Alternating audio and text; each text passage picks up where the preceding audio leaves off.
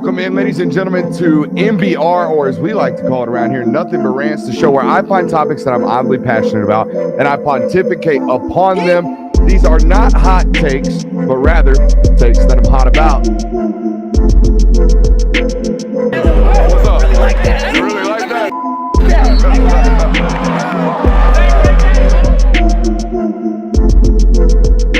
Let's shut up and grind some tape. This video is brought to you by BetUS Sportsbook and Casino. 3 seconds. There we go. We in? Yeah. What is up, ladies and gentlemen? Welcome into the Film Guy Network on a terrifically loaded Thursday evening. We got to say it around here. Last show, best shows. Hours 5 and 6 of a loaded week of content here, right here, coming on a Thursday evening. What a fabulous day it was as well. Football back. I was telling you just before the show kickoff, I got a little nerves. I've been doing this. It's like I could breathe. It's like taking air for me. But for some reason, I felt a little fluttered today. Felt a little butterflies in the stomachs, maybe even little goosies before we came on the show, because it is football season. It is finally here. So much so that, news alert, next week, we're going to 4 shows. All right, we're going to give you a whole nother extra day of content as if you didn't get enough on this channel, because that is your indication. Yesterday was film study. Next week, it's 4 live shows in the week. Guess what that means, ladies and gentlemen? We are here. Football season hath arrived, and it is here, and it is in full swing of things today. We do indeed have a loaded show for you guys tonight, but I want to open with this, okay? Your actions, and everyone knows this, your actions will always speak louder than your words. And you can talk all you want, but it's really how you go about your life, how you go about your actions, how you go about your decisions that will ultimately kind of let me to believe or lead me to believe who you truly are or what your true intentions are, right? Deion Sanders, that's where we're going. Deion Sanders has always been a man of very, very many words, okay? And as a player, I mean, he talked a big game, but he probably played an even larger game. Whatever his open, in-person persona was, his play style was always louder than his words, right? Everything he said, he was that and more as a football player. As a coach, however, his actions, in my opinion, don't exactly match his words. The latest out of what we're going to call the Deion Sanders PR camp, or Deion Sanders PR 101, the latest out of that PR camp is that, hey, we're playing roots in Boulder, baby. We ain't going nowhere. We're going to stay out here in Colorado. I am a dad. I am not a follower. My kids are going to the NFL this year, Travis included. They're going to go to the NFL. I ain't going nowhere, right? That has been the statement of recency from the Colorado Boulder PR camp. And that's fine. He can say everything that he wants about that, and he may very well be true, except there are no actions that lead me to believe that he has long-term plans at Colorado, and you guys know this, right? They have been a very portal-based football program, and that's fine for quick turnarounds, but for sustained success, for year-over-year improvement, you're going to have to recruit the high school, recruits and prospects and talent pool, right? In order to develop and have a sustainable model long-term. We haven't seen anybody have repeatable success, year in and year out success, only relying on the portal. We've seen some guys like Ole Miss that will take 15 high school kids and they'll take 22 college transfers, but they're still signing 15 high school kids, 20 high school kids every single class. The last 2 classes, 2024 and 2025 combined, Deion Sanders has 11 high school kids coming to his football program. That is not sustainable. Those actions do not lead me to believe that if you are going to be there long term, like you say you are, that the outcomes are going to be beneficial to the program of Colorado football. Okay? Because nothing that you're doing tells me you want to be there very long, or else you would sustain a model that will last a long time, right? That's what you would go out and do. There's also something to be noted here about his contract, okay? His contract out there in Colorado, guys, pays him $29 million over 5 years, okay?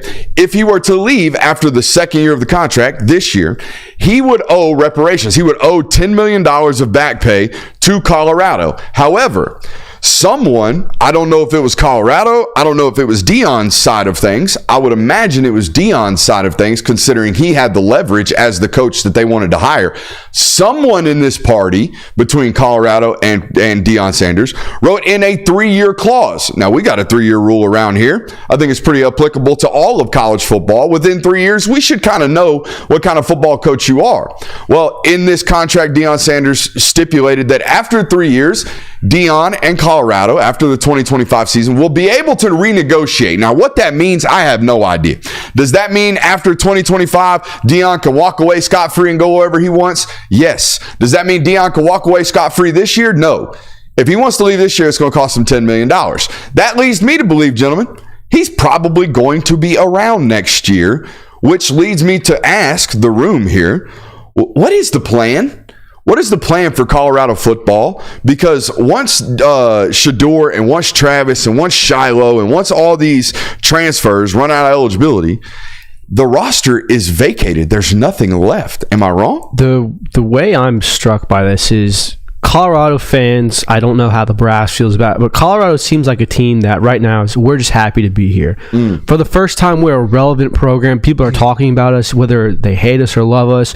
We've got a coach that everyone knows the name of. Our quarterback's arguably one of the best in college football. We love where we are right now, and none of them really seem to be thinking, hey, what's this going to look like in 5 years? What's this going to look like in 2 years when everyone supposedly leaves the house? So you asked what the plan is, and I'll tell you what it is. It's the Miami Marlins plan is what it is. The Miami Marlins are notorious for having these great prospects brought up in their farm system. Like Giancarlo Stanton was a Miami Marlin. Christian Yelich was a Miami Marlin. Marcelo Zuna. They bring up JT Realmuto.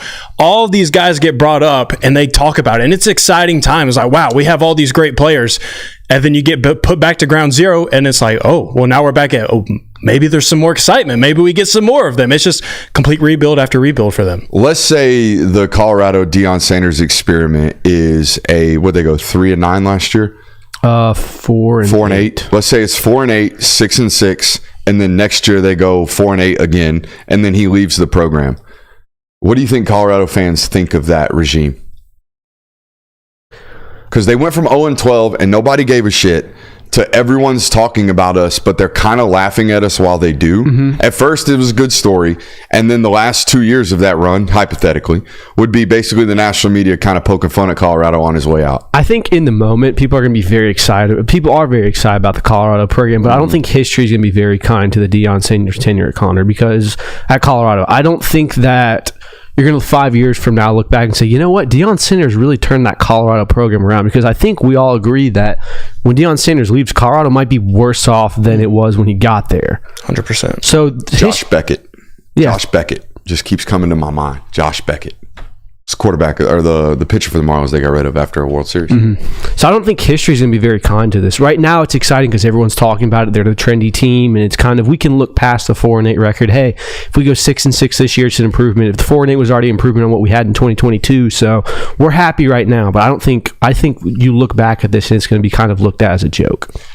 If he lands Julian Lewis, do we just assume he's going to be there for the foreseeable future? Deion or... And by the way, that buzz has kind of died down a little bit. At least the camp of Julian Lewis has gotten much quieter since the Elite 11. Right. Yeah, it just now sparked up because he posted his official offer. And so everybody then's like, oh yeah, I forgot. Colorado's Did he back post in the mix. USC's? I don't know. Let me tell. I'll take a look. I also thought it was very apparent that they must think they got something in the bag because Deion was subtweeting him. Y'all remember this? Yeah. Julian's rankings dropped, and Deion Sanders tweeted out basically, hey, high school kids, don't come to Colorado, or don't tell people you want to come to Colorado. Your rankings will fall. He did, by the way. He did? He tweeted USC and Colorado. Did he tweet Auburn? I didn't see one. I see... Yeah, no. All right, so there's the running right there. And I believe Pat Shermer is the OC out there for Colorado. Will you double check on that for me? That's also a very big talking point for the Julian Lewis camp. They think that guy's a full-time like NFL coordinator. It is Pat Shermer? Yes. Okay, so that guy's had a long run in the league being a coordinator, and now he's back in college doing the thing. So we'll see what ends up happening in there. Again, bottom line, it boils down to this. You can tell me that you're going to be at Colorado and you're planting roots and you're buying big homes and you're planting your seeds there, but like you're not planting forever seeds. You're just getting temporary fixes and hoping that your fake flowers don't get caught as fake flowers. That's basically what we got going on. But you need to plant something. You need to go out front and recruit some high school football players. And I know it's Colorado. It's the Midwest. It's not the easiest place in the world to recruit. But, Dan seems to be doing it. And you're Deion Sanders. Like, you should be able to go out and actually care on the recruiting trail and do well. When he first got hired at Colorado, I thought that's what was going to happen. I thought he was going to turn Colorado into a top 15 recruiting school. He's got Power 5 capabilities now. He's Deion effing Sanders. He's in the big time. Why aren't you going out unless it's just too much work? And if it's too much work, I understand, but don't coach college football. All right, we do indeed have a loaded show for you guys. Welcome in. As you can see, there has been some changes around here tonight. We'll talk a little bit about that here in a second. We have college football this month. I'm going to ask the boys what they're most excited for. I'm going to ask you guys in the chat as well. Go ahead and fire off in the comment section. What are you most excited for the 2024 college football season? Paul Finebaum on a meteoric heater right now. I ain't never seen nothing like it. I don't know if it was just, maybe he was in negotiation time periods. He just got a new contract. Maybe he was out here trying to get that bag. But the last couple months, my man has been firing them up, and he dropped another one today. We're going to bring you that. Most impactful transfers. That's what we're here to talk about tonight. We're going to go through our top 5 list, each of me and the boys. Dylan Raiola in the news today. But Dylan Raiola is just an excuse for us to talk about a scouting theory that I have stumbled upon because of Dylan Raiola. So thank you to him for that. The Ajayi Hall. The Ajayi Hall story is nuts. Just felt like talking about it tonight. So we're going to talk a little bit about that. And Joe Milton doing it again. Joe Milton, we used to call these cage bombs. Where you get in, it's baseball. We got pre-game batting practice, and you in there just dropping nukes in the cage off coach, and then you get in the game, and it's a roll over to shortstop because you suck ass. Joe Milton experience. We're going to talk about it a little bit tonight. All right. We do have a new keynote sponsor here with us tonight, and I'm super excited about these guys. It is BetUS, the #1 online sports gambling site in the world. Are you looking for a new book this football season? BetUS is the answer. They have the fastest payouts in the industry, 125% sign-up bonus up to $2,000. Think about that. And a fast and easy deposit and withdrawal process. You can check out my BetUS link in the description below this today. We're going to do some fun stuff with BetUS this summer or this season. We're going to have some live plays for you guys tonight. Throughout the season. I've actually got a little bit of cheddar on the Thursday night Hall of Fame game tonight. Ooh, so how about interesting. that? You guys know how it is, man. We are a self-funded, self-promoted, self-owned little industry or entity right here, all right? There ain't no big machine. It might look like a big machine. It's just me and the goofs, all right? That's it. It's just me and the goofs, and whatever we go out and grab, whatever we can go out and earn, that is a byproduct of you guys, but it only happens if you support it. So support those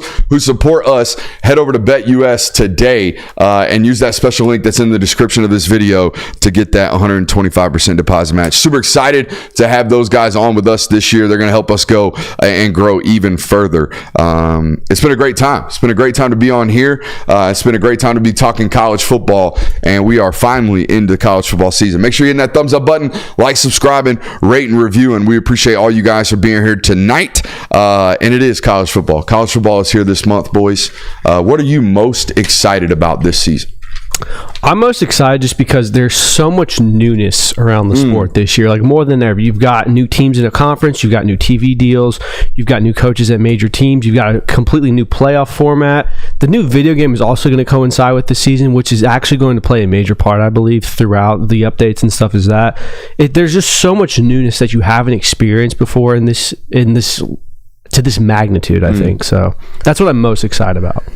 I'm excited to just see how the regular season plays out. And what I mean by that is I think that me particularly too, I've just kind of written off how impactful and meaningful games will be now because of the expanded playoff.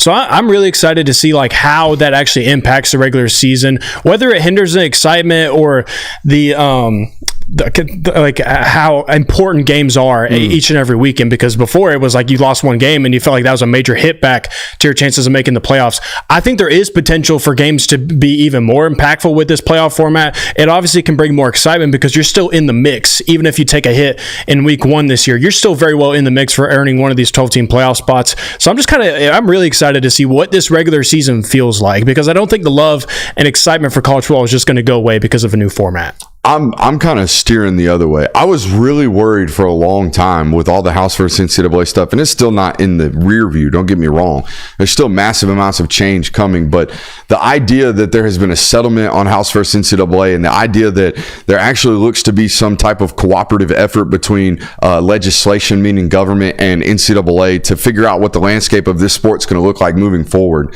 that makes me feel very, very much so more safe about where our sport is going. And honestly, it's made me a little bit optimistic as of late. So that's what I'm excited for. I'm excited for growth, right? I feel like college football is on the brink or potentially on the brink of an even bigger explosion for this very reason.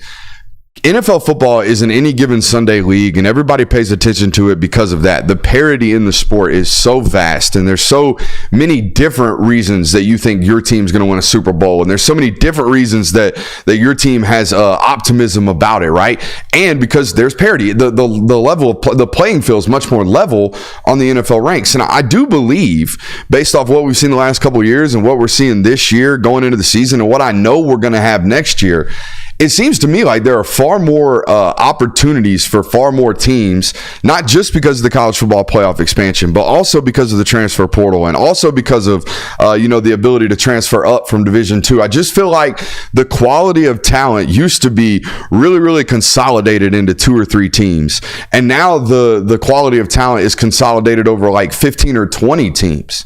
I mean, we went through the real national title contenders the other night, and we had 6 of them that we narrowed down that were virtually flawless. There's another 6 that you could say outside chance in hell they might be able to pull it off. We've seen crazier things.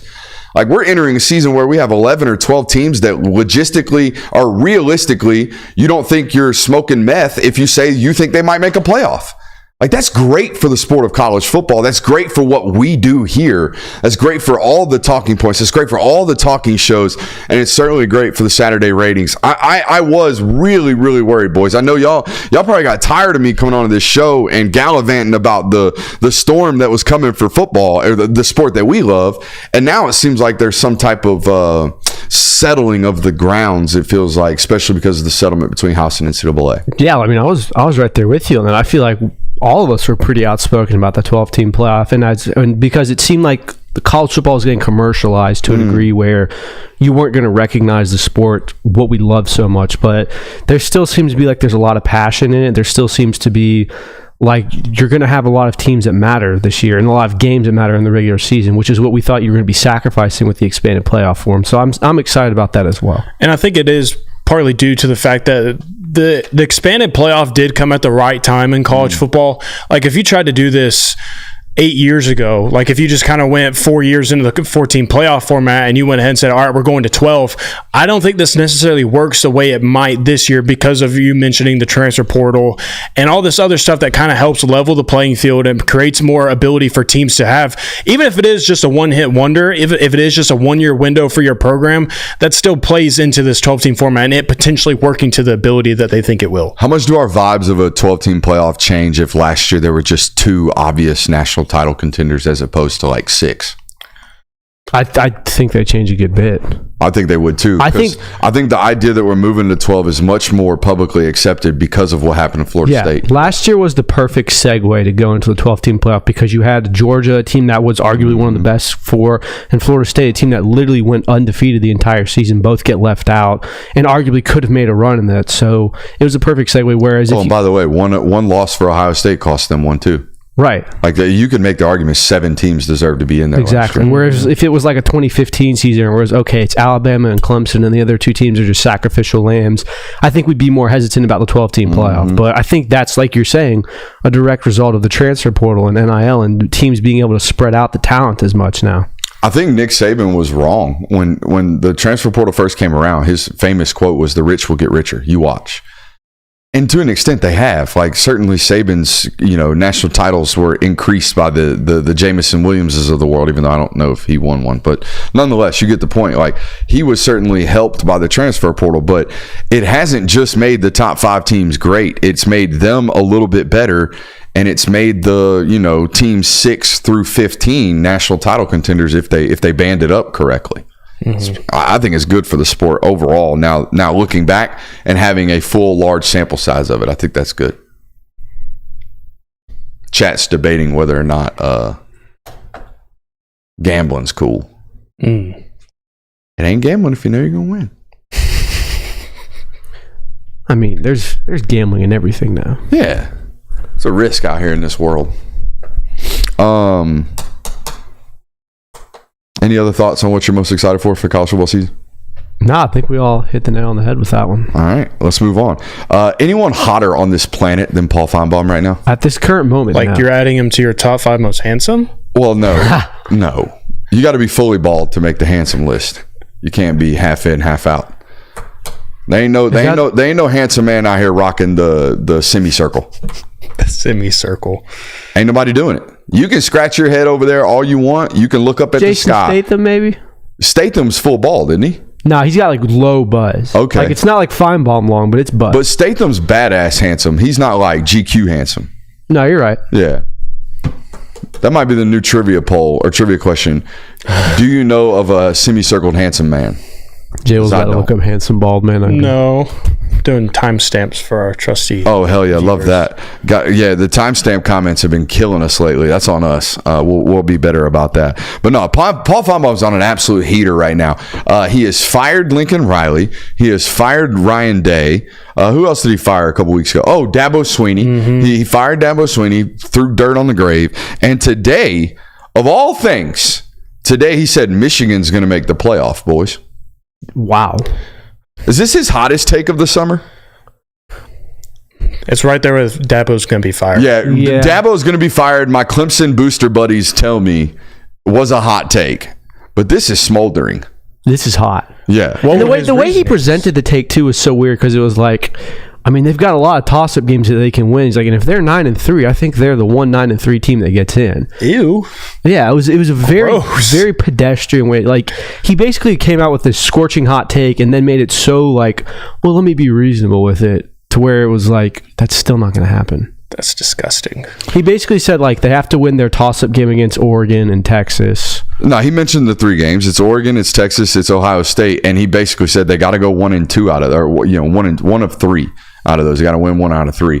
And if they're a 10-2 team, that's only 2 losses are to Texas and Ohio State, they're probably in.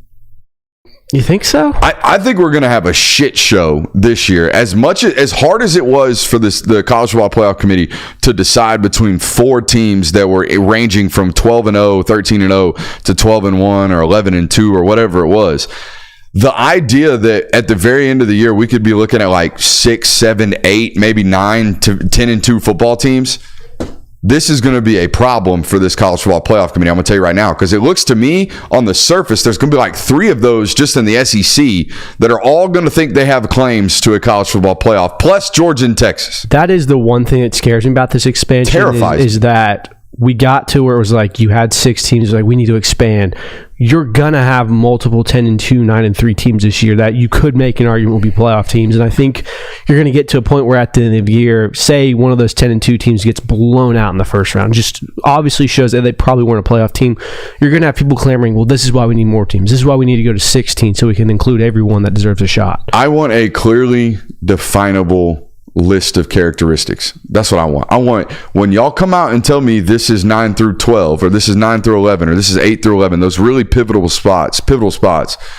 I want to know why. I don't want to just, we voted around, yada, yada, yada. I want to know exact criteria so we can pin you down. Because like I said, 1 through 4 was tough. And they had that one year where there were 6 good teams, maybe 7 if you want to include Ohio State. And that was last year. But other than that, it's been a cakewalk most of the time for these decisions. These decisions got made harder. For sure. And I think that they should rank the criteria of what is most important on the list and then what is the 5th most important. Because like every single year with the 14 playoff, it was, well, are they going to, if it's strength of schedule that is highly prioritized in this, then this team is the one that gets to nudge into the top 4. But if it's also like notable wins throughout the year or ranked wins or this or that, and it felt like we never actually knew like what was the leading criteria, what are they mostly looking at? It felt like it was just kind of a juggling of these objectives and these like criteria that we never really got a clear picture of what exactly it takes for you to be a top 4 team for this committee. It's always felt like a moving target in my opinion. Yeah, I mean, like for so long, that was the problem we had last year, where the leading criteria for the most part, has always been what your record is. If you're a Power 5 team and you're undefeated, you will be a playoff team at the end of the year. Then we got to the end, and all the committee was like, well, we actually debated, with Florida State and all that. So I just, like you said, don't change the criteria at the end of the year to fit a narrative that you have, because that's what they did last year. So, boy, they really set themselves up for a shit show, automatic given the non-group of 5 team. Set yourself up for a shit show. Yeah, anybody that's ranked 13 through 17 this year is going to be real pissed. Real pissed. So They're all going to think they have an argument. I want to, honestly, I wish I had time to go back and look at the top 25 rankings, or maybe we can pull up the CFP rankings in the final selection.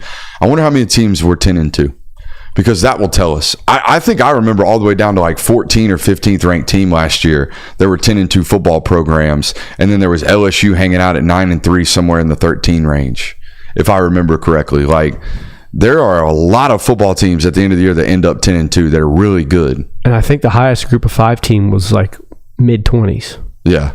So it's in the true rankings. right. Yeah. And it was Tulane or Liberty. Liberty's 13 or 9. All right, we got 1, 2, 3, 4, 5. 5 teams last year were 10-2 or 11-2. And where did they rank? 12, 11, 10, 9, and 8. Yeah. So who was 12 last year? Oklahoma. Oklahoma was 12. Yeah, Oklahoma's going to set a blaze to their campus if Liberty goes, and they don't. Louisville was 10-3, and they were 15th. Iowa was 10-3, they were 17th. Louisville was 10-3 because they played in a conference championship game. SMU was 11-2, they were ranked 24th. Liberty, of course, was undefeated, so they would be in the mix this year. But that's what, yeah. And especially because the further we get away from, the further we get into conference expansion, the further the wage gap is between non-Power 5 and Power 5. Like, it is it was bad for the last 20 years. It's about to get worse when Big Ten teams are getting $90 million a year from their TV contract, plus all of their gate fees and everything else that they make, and they're making $250,000. And then you got App State, who is the premier of premier in D1AA football or mid-major football, whatever you want to classify it as nowadays. They're the premier of the premier. They ain't got nowhere near that kind of money and never will. So it's always been a big wage gap between these two types of football programs. It's getting even larger by the hour, it seems. Yeah. Just having this conversation that we've had the last 10 minutes is what has already made me more scared of the 12-team playoff, just because we're going to have a conversation in 5 years of, should we go to 16 teams? Because number 12 Oklahoma got left out this year for a whatever Texas State team. Hunter Lacey asked, why did they jump all the way from 4 to 12? I got 7 billion reasons why. That's B. That's billion with a B. That's what they paid for 7 football games. It's $1 billion a clip, wasn't it? And they sold half of it back, or 2 games back to TNT. Yep. $7 billion. And what do you think TNT paid for that? 2? Maybe $3 billion. No, probably $3.5 billion for the 2 football games. Probably. You got to get some money back on them. Yeah, that's plus, like, absolutely nuts. Why would the schools have been against it either? Because even if you don't get a first round bye, a lot of those teams are going to get home playoff games, and that means even more money for them as well. So, like, who in that mix would have been against that? I don't know. It's a great question. Paul, on a heater, do we think Michigan makes it? I'm saying no. I don't. There's a reasonable route. There I mean, it's certainly not like out of this realm. Upset one of those 3 teams and run the table. Yeah, it's still hard. But my only thing is, I just don't view Michigan ever feeling like a national title contender this year. Yeah, so that would just feel pretty nasty to me that they would be in the playoff, and it's like, well, we don't view, which I know that that's part of this anyways, but still. I think Michigan has a high propensity to vastly disappoint you this season, like be like a 7-5, 8-4 team, than they do to surprise everyone and go 10-2 again, or even maybe 9-3 and you sneak in. So I don't think so. I don't think they're a playoff team. But at the same time, like, get Texas at home. Like, who would you have finishing at third in the conference over Michigan? Penn State. No, I would probably go Ohio State, Oregon, and then probably have to settle on Michigan this year. That's why I'm starting to kind of lean and view, like, get the picture that he's painting, because I can't think of a team that I feel much more confident saying Michigan finishes third in the conference than I do Iowa, Penn State, Wisconsin, any of those teams. I mean, I could see it. I think the Big Ten and the SEC, their threshold's probably going to be 3 teams. You would imagine. You know, Tony Petitti and Greg Sankey probably got that written in the bylaws of the CFP. But no, Paul's on an absolute heater. Did we decide which one of those takes was the hottest? Firing Dabo. Dabo's up. That is number one for me. Yeah, I mean, Dabo can probably go 4-8 this year and still get to next season. Yeah. So I'm gonna go Dabo. All right. You think 4-8 he'll still survive? I think 4-8 is like, hey, 4-8. Shit's got to change. 4-8 means that you lost to a lot of ACC teams that you never should have lost. No. I also, as much as I feel like and maybe they have so many other questions that we don't talk about this because they have so many other questions and coaching staff turnover and all that stuff, but like, no one's talked about Alex Orji being a first-year starter. Everyone just assumes he's going to be okay. Everyone just assumes he's not going to have problems. That's one of my questions. Is that what Finebaum's doing? Is Finebaum just assuming that he's just going to be okay? We'll see. He's elite on NCAA. He's elite. Anybody with legs. 25. Anybody with legs, and a chooch on him. So yeah, shout out to that. All right, fun little segment here. Most impactful transfers. I think we did this a little earlier in the summer, but we're going to recap it here because my list has certainly changed. Who wants to go first? I can go first. J-Will can go first. Come on, J-Will. All right, number 5, I have Walter Nolan for Ole Miss. Just because of the lack of defense that Ole Miss has had, I feel like that was one of the biggest pieces that they got this offseason, because if you are going to change the defense at Ole Miss, it's going to start in the trenches. He certainly has the ability to change things up front for Ole Miss, and it's going to be stopping the run. And so I think he is going to be a major impact piece, or he has the potential to be a major impact piece for Ole Miss this year. Number 4, I have Dylan Gabriel. The ability to go from Bo Nix to Dylan Gabriel, who was really good for Oklahoma last year, by last year's rankings could have potentially been a playoff team. I think that's an immense addition for Oregon and Dan Lanning. The ability to just plug in somebody with a lot of college football experience under his belt, that's a major piece for the Oregon Ducks this year, and certainly has could be one of the most impactful players this year. I have Isaiah Bond at number 3. Going from Alabama to Texas, and it's because of what they lost in the wide receiver room this year. Adonai Mitchell was one of them, and also Xavier Worthy. Having the ability to put him into this offense, and someone that I think is going to mesh really well with Steve Sarkisian's offense.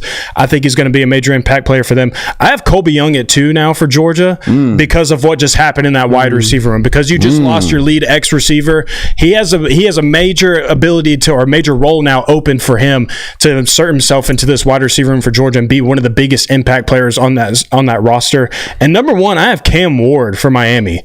I think this is more so the ceiling of what his impact could be for Miami, because it very well could be a dud. He got voted preseason ACC Player of the Year today. That was wild. Which investors stock in that however much you want. But if he goes in there and he actually makes things shake for the Miami Hurricanes, and he actually makes them a very competent and competitive program, he changes the script for Mario Cristobal and for that program as well. How many ACC media members you think were watching Wazoo football the last year and a half? None. So what are they doing that Cam Ward thing on? Twitter videos. The algorithm. The highlights. The algorithm. Everyone's just caught on. Maybe they watched that Instagram clip that went semi-viral for your boy. Probably. You know, Cam Ward flicking it around. Algorithm. Boom. Cam Ward, ACC Player of the Year. Pretty crazy. I like that list. Who wants up next? You got it next. So I've got Trevor Etienne for Georgia. No OLIs for either of you. That's your thing. You do the OLIs. I keep it hard capped around here. Here's the problem. You tell us to do like a certain number. That's not even that much of a pause. I don't want to ever step on anyone's toes with the OLIs. Okay, go ahead. So I've got Trevor Etienne at 5. I think the added of him to your backfield at Georgia has made your backfield honestly elite, and that's something that Georgia hasn't had a bad backfield in a while. Oh, I can't wait for practice notes. But they're going to be really scary in the backfield now for running. I have Brock Vandagriff and Jamon Dumas-Johnson for Kentucky as a pair, just because I think that you're adding a Butkus finalist and a quarterback that was recruited by Georgia to a roster of Kentucky that's going to be pretty impactful. Number 3, I have Quinshon Judkins. Not because I think he's an otherworldly running back. He's a very talented running back, one of the best in the country, but I think it's going to allow Ohio State to change the way their offense is played. You kind of see Ryan Day trying to shift to more of a physical dominant team where you're going to have a 1-2 punch at running back and want to not get pushed around anymore because you've lost to Michigan that way 3 years in a row. So I think that's why Quinshon Judkins is so impactful. It's a tough team. Exactly. Tough team. Trying to get tougher. Number 2, I've got Dylan Gabriel, just because quarterback is one of the most important positions in college football, and Oregon's one of these teams that has a real big chance to make a push in the playoff this year. And when you lose a guy like Bo Nix, you add a guy like Dylan Gabriel, massive impact. And then, of course, Caleb Downs. I think we've reiterated enough as to why he's such an impactful player. He's going to do a lot of things for Ohio State this year, and he's part of the reason why there's so many expectations for them to be national championship contenders. I like that list. I got Caleb Downs, a little OLI, a little outside looking in, because he plays safety. His quarterback actually came in at number 5, Will Howard. Even though I'm hold on. This is impactful.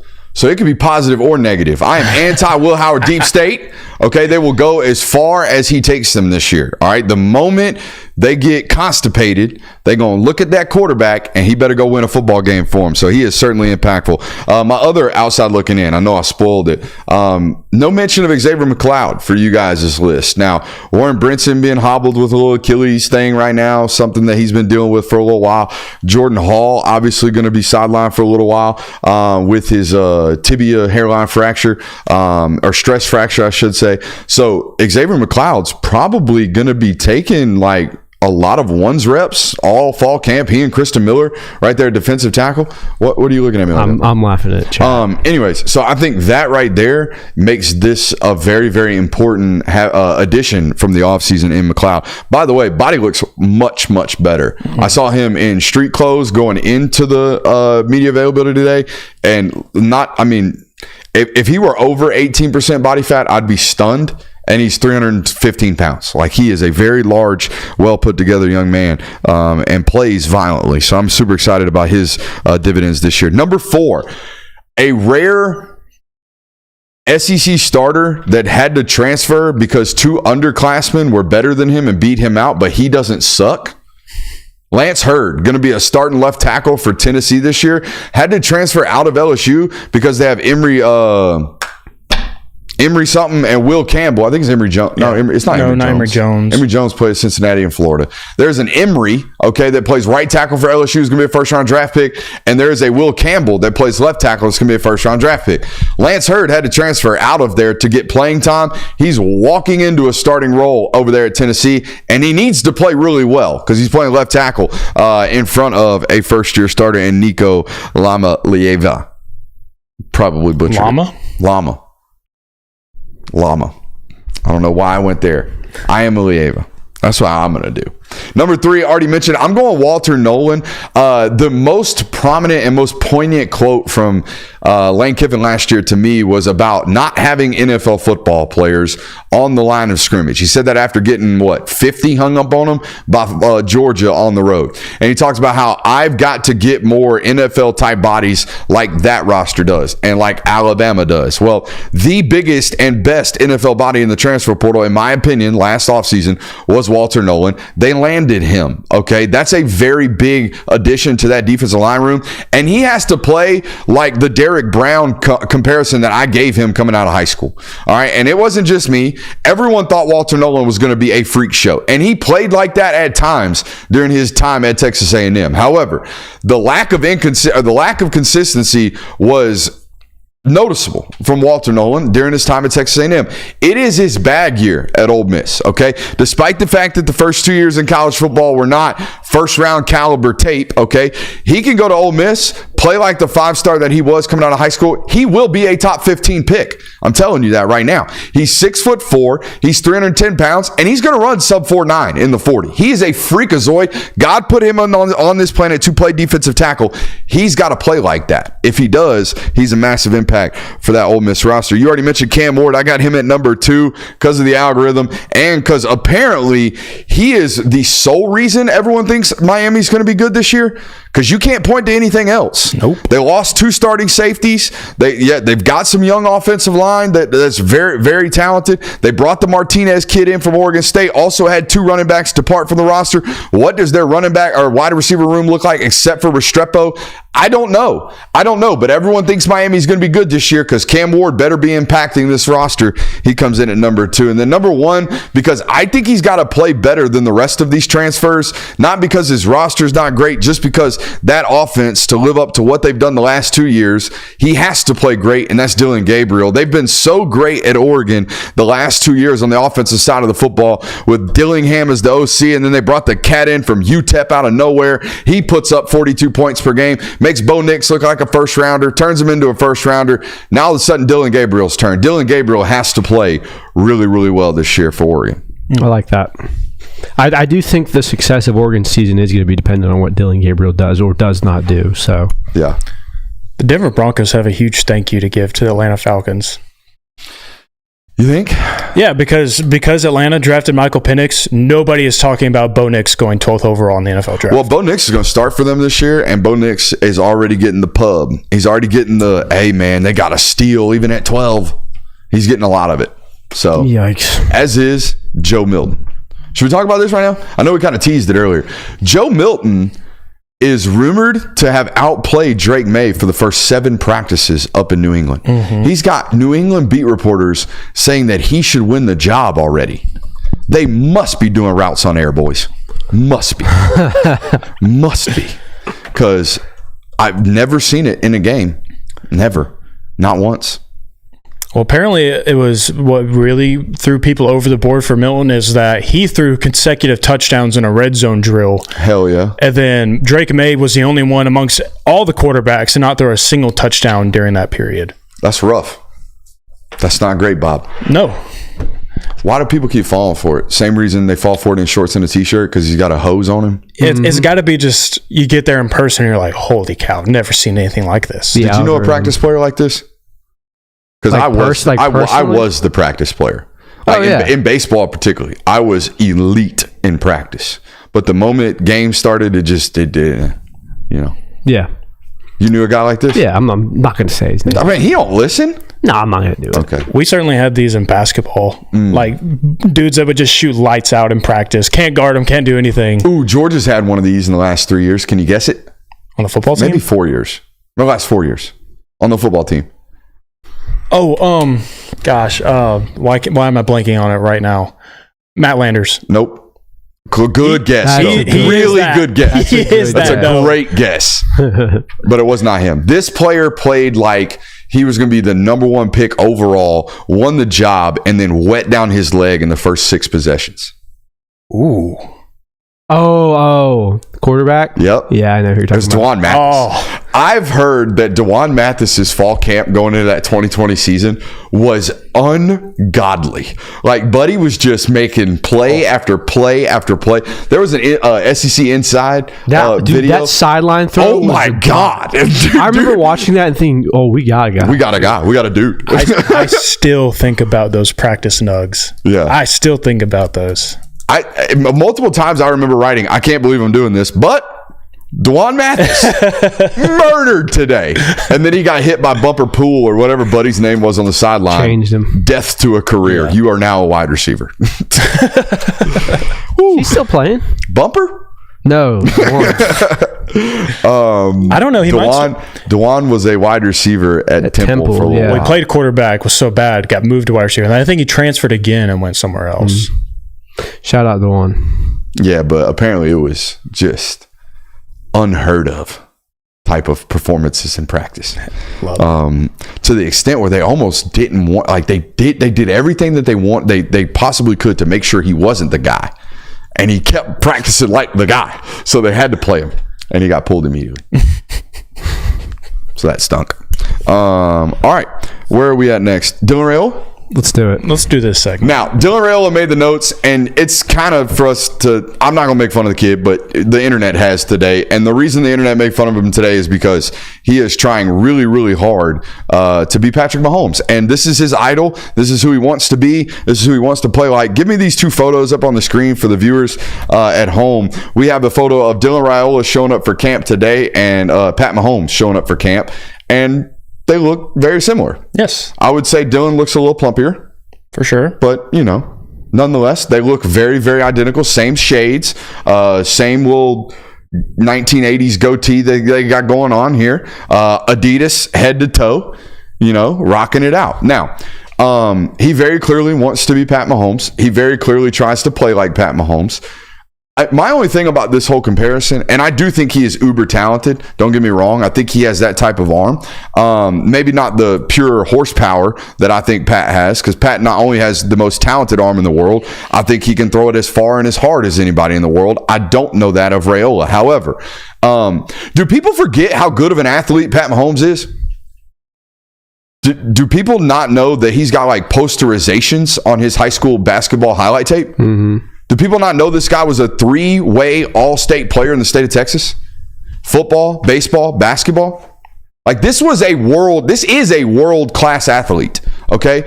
This guy runs away from dudes on NFL fields. Like the whole idea that I don't even like doing the comparison. I don't think it's fair to him. However, here's why I want to talk about this. I don't want to talk about this because I want to do the comparisons between Raiola and Pat Mahomes. However, what I do want to do is propose this scouting theory.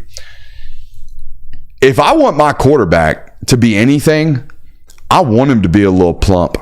I don't want him to be swole, because you can't tell me the good swole quarterback. You can't. And you can try, but you will scratch your brain over and over again, and you will not come to a conclusion. There's a couple of them. Give them to me. Jalen Hurts. The one and only, baby. Cam and guess Newton. what? You think Jalen Hurts is a guarantee right now? Because last year it didn't look like a guarantee. Are we talking in college or NFL? I'm talking about period. Great quarterbacks that are absolutely shredded. I'm talking about Will Levis yoked. Cam Newton. And Cam Newton was a very big man. and this is what I was about to say is that Cam Newton was shredded when he played. Cam Newton is shredded now. Cam Newton at Auburn did not have a six-pack. Go look at the Under Armour. Like for when he first got drafted, that his rookie year, Cam Newton was shredded. I promise. All right, so if Cam Newton, I feel like Cam Newton's in his own category of human. He's just over here. He gets to be over here. But I'm talking about big, swole, jacked. Tebow, Brady Quinn. I'm talking about Tebow, Brady Quinn, Will Levis. That's what I'm talking about. I mean, Milrose pretty two jacked. of those were very stinky in the NFL. Very. You say Milrose jacked? Okay. We don't know what he's going to be in the NFL. We don't. So. Will Levis still has time. Anthony Richardson's pretty jacked. Anthony Richardson is jacked. And I think he's jacked, not Cam Newton big. No. I mean, Cam Newton was 6'6", 225 in high school. Yeah. Like, to he be was fair, massive. like prime Russell Wilson was a pretty stacked, not like bodybuilder. Nah, he's thick. Like prime Russell Wilson looked. Prime Russell Wilson was thick. Thick lowers, thick mids. I think you're misremembering that one. Nah, he been stumpy his whole life. Fire hydrant stumpy. All Russell Wilson. I'm just saying, it's a scouting theory I got. I mean, I don't know of swole quarterbacks that are good consistently. Yeah, I mean, all the great ones have been just kind of dad box. I would argue that Aaron Rodgers is in pretty good shape. I would argue Aaron Rodgers has been stony baloney his whole entire NFL career. There's no muscle mass on Buddy. He's just really gifted. He throws the ball really well. He's 6'3". He's 210. God made him good at throwing the ball. You want to sprinkle a Ben Roethlisberger in your QBs? Yeah. I want not the full thing. No. I don't want 260, but I want 225. What am I? Okay, so Rodgers is a little bit vascular, and you got him holding. Bro, I'm gonna tell you right now. I got dumbbells over here. If I hold dumbbells, my biceps gonna look big. All right, fine. I'll find a different picture. If that's where we're going, if we're going to Rodgers, dude. Oh, we got Rodgers shirtless. Oh, he's on the front of Men's Fitness. Okay, but that's also from like 15 years ago. Look, he's like pushing 40 now. He's not going to look jacked anymore. But that's not swole. That's just a very muscular man. I'm talking about holy shit, look at that dude. He could be on the front of GQ shirtless, not on the front of GQ in an Under Armour type. Okay, like Tim Tebow size big, probably not, because you do suffer. That's the line. You do sacrifice flexibility in that. But you don't have to be like a pudgy, like. No, you don't have to be. I'm saying if you're one or the other, give me the pudge. Huh. I'm not saying be obese. I'm not saying be me or Lorenzen playing quarterback. I'm saying RIP. I'm saying just be a little thick. Don't be rail thin or don't be swole. Okay. It's a theory. It's a theory. I don't know. I don't know. My list of like Brock Vandagriff had to lose weight to be a good quarterback at Georgia. They wanted him to lose weight. He was too swole. And now Kentucky wants him swole again. So we're going to see. That's all I'm saying. Because they're about to put some miles on. Chats with me. Rodgers isn't jacked. You're wrong. Oh, now you agree with the chat? Yep, no, I agree with the chat. Chats with me. Tuesday night, you would not agree with the chat. Have you read this Ajayi Hall story? Yes. This thing is nuts. Ajayi Hall, former Alabama wide receiver, then turned Texas wide receiver, then removed from Texas's roster, then committed to walk on at UCF, then never enrolls at UCF. And we found out why yesterday. Ajayi Hall was in California, bought 40 pounds, not ounces, 40 pounds of marijuana, put it in a piece of luggage, checked it in California, and tried to fly the sumbitch back to Florida. Of course, they arrested him, and somehow, he got 18 months probation. He didn't go to jail. He's serving time. He got 18 months probation. Two thoughts. One, lawyer was doing wilt numbers up in court. Lawyer was putting it on blast. All right, he was doing a job and a half. I got to find out the man's name because we might have to write him on the wall. All right, dead ass. Holy hell! What a tremendous job by that man. Either that or he's snitching. Don't know. Hope not for his sake. The other thing I got here is obviously, airport security saw that this was 40 pounds of marijuana in this bag, allowed it to travel across the country so they could give him the extra charges. Because clearly they have scanned that and searched that bag prior to putting it on the plane, or else we'd have all kinds of stuff on planes. Correct? Yeah. Well, I mean, maybe it's one of those things where it's like they catch it and then you have to jump through so many hoops to find out whose luggage it is. You just have to wait till the luggage gets claimed again. That man's name on it. It was checked. Right. I don't know. I don't know how airport security works. I wonder if any of it got stolen.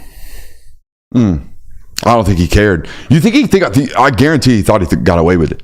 Oh, yeah, for sure. He lands. He goes to pick up his bag. I got stopped by drug enforcement, DEA, one time in Atlanta. They thought I was coming back from California after the national championship, and a DEA officer approached me and said, "Sir, your bag went off during the security check. Do you mind if we search it?" And I said, "Go ahead. I ain't got nothing in there." They tore my bag up in the middle of baggage claim right there. I highly doubt they did that to him. No, probably They probably had him off in the corner. Probably, yeah. Took him to the secret room. Not great. No, not great. What's the dumbest part of this? What do you need 40 pounds of weed for? Are you going to push that? Well, his lawyer, here's how his lawyer got him off. It's in the article that I read. His lawyer provided a statement. It's medicinal. No, the lawyer told the court that Ajayi had been in tough times and that he needed a come up, basically. And he looked at this as a non-malicious way to make a quick buck. And he got 18 months probation on moving 40 pounds. Play football. You can make money now.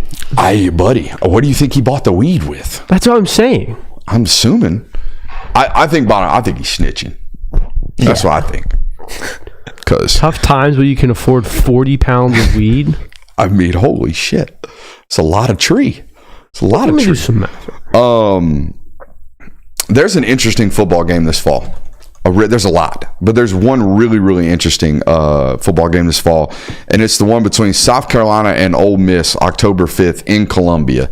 Now, the reason this is so tantalizing of a football game is because Juice Wells was playing at South Carolina after transferring from James Madison, and then went from South Carolina to Ole Miss, an in-conference transfer.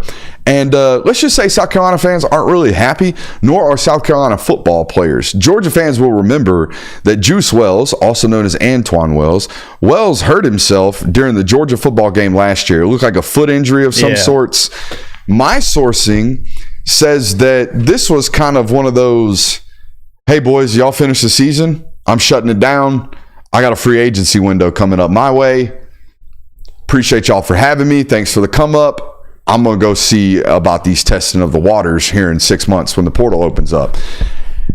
This is going to become more commonplace in college football. In fact, I know of an example at Georgia that was pretty famous of a very similar situation. Not identical, but very similar, of a player may or may not getting hurt and maybe not attacking rehab 100% because they knew they were going elsewhere. This is going to continue to happen in college football, and people shouldn't be happy about it, like South Carolina players. Nick Iman Wari, their top safety, he's going to be a probably a top 60 pick this year. Has been starting for them at safety since a true freshman season. He called Juice Wells Judas. Ooh, that's a hefty allegation. Which for you non-biblical folks, that would be the man who, kind of betrayed Jesus. Not a historically, kind of a historically frowned upon figure. For sure. Not someone you want to name your kid after. No, I don't think they're making Judases anymore. It is interesting, though, how there's very polarizing feelings between the other situation you're talking about and this one, because South Carolina players too now, I knew the fans did not like him whatsoever, but the fact that players are speaking out on this and airing out the dirty laundry, that's pretty crazy. That makes it even, and the fact that he has to come back to South Carolina this football season, it's not at Ole Miss, it's in South Carolina. Ooh, that was going to be really interesting. Mid-October, them South Carolina fans ain't going to have nothing to lose. I'm going to tell you that right now. Yeah, Nick might catch himself a targeting penalty. Yeah, or two, you can't get two. Can't get two. You can receive 2. That's right. You receive as many targeting practices. Rules don't say you can't. That's true. That is 100%. How do you stop this, though? The transferring and stuff. Sign away your name, image, and likeness, and have stipulations in your contract, like it's coming. I'm telling you right now, it's coming. So it's basically now you're still going to be able to fake injuries, right? Because no one can medically clear you when you don't want to play. If you say you're hurt, you're hurt. But that's what it's going to require. This whole idea of opting out of bowl games, skipping practices, holding coaches hostage, and so-and-so's offering me such, the days of that are going to be gone very soon. I would say within the next 18 months, we're going to have some actual, hey, you're here for the year. So you can bitch, moan, complain all you want, but you ain't going nowhere until this year-long contract is up. And then you can go wherever you want. We'll help you go wherever you want. But for the next 10 months, next 9 months, next 8 months, you're here and you're locked in. So you might as well make the best of it. That's where we're going. So you're not necessarily going to stop someone from, hey, I have a stress fracture in my foot, I'm going to shut it down for the season. Well, it would, even though I know I'm going to go to a different. It would be the concussions. You can't fake a stress fracture. Right, but I'm just making of an injury. Yeah, no, that's what it's going to have to be. It's going to have to be, hey, I've got this that you can't diagnose, and I'm not practicing, and I'm not playing, and I'm out. That's what it'll be moving forward. A good Tevin Coleman, I fell in the shower and got a concussion. Yeah, yeah, something like that. A good, maybe I got in a car wreck. Fell off my bike. Yeah, fell off my bike. I said something cross to my girlfriend. Fell off my electric scooter. Oh, yeah, that'll work too. That's all. I dropped a weight on my head. Oh, jeez. You might be dead if you do that. Yeah, that's on me. But I think at some point you're going to see some type of stipulations in these contracts that force these guys to be a little bit more responsible. Hey, will you do me a favor as we toss to break? Will you pull up BetUS over there on the board? At the top of the next hour, I want to show these folks how this works. Okay. We have a whole nother hour of content coming for you guys right now. It is our local hour, and Georgia did have practice today, and yours truly was in attendance. So I've got a bunch of notes for you guys about this roster heading into 2024. See you guys in about 45 seconds.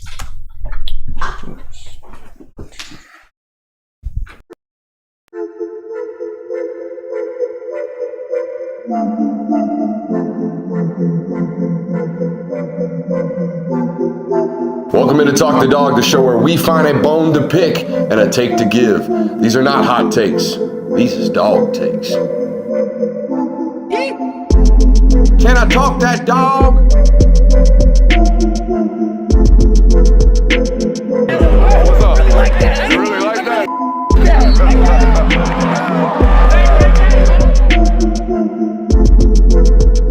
Let's shut up and grind some tape. Michael Vick at BetUS.com. Catch an incredible 125% sign-up bonus on your first 3 deposits, plus 10% gambler's insurance. BetUS, my online sportsbook and casino.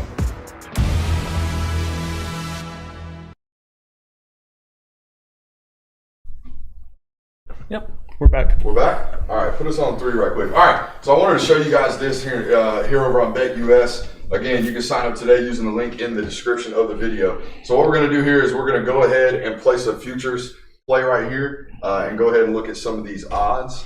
We will display selected right there. So we're going to look at the championship odds, and we're going to go ahead and put some cash on Georgia right here. All right, nice and simple. Even here in the state of Georgia, we'll just go ahead and auto bid the 10 to win 31. Hey, flip your mic on. Huh? Flip your mic on. Oh, flip my mic on. That's on me. That's on me. Nonetheless, nice and simple over here. All right, we went over to the college football futures tab over here. Hit football. All right, scrolled all the way down to NCR to college football futures. Came over here. All right, hit college football futures. Select 2025 championship winner. Display the selected. All right, and then your odds will pop up. Now, this is every state. This is obviously in Georgia. We just did this. Wherever you're currently located, you can holler at BetUS today and get some action on the line. We already got some going on right now in the Thursday night football game over there, or the Hall of Fame game over there on NFL football. We got that going. We got some action on that. We just placed the futures play. There's a lot of good stuff over there for you guys over on BetUS. Super excited to have those guys partner with us this fall and on into the end of the college football season. So glad they can help us out and glad you can help them out by signing up today over on BetUS. All right, let's do this. Notes from practice. Have a loaded local hour for you. Practice intel coming your way. We got presser takeaways. Kirby Smart spoke to the media today, as did 4 football players.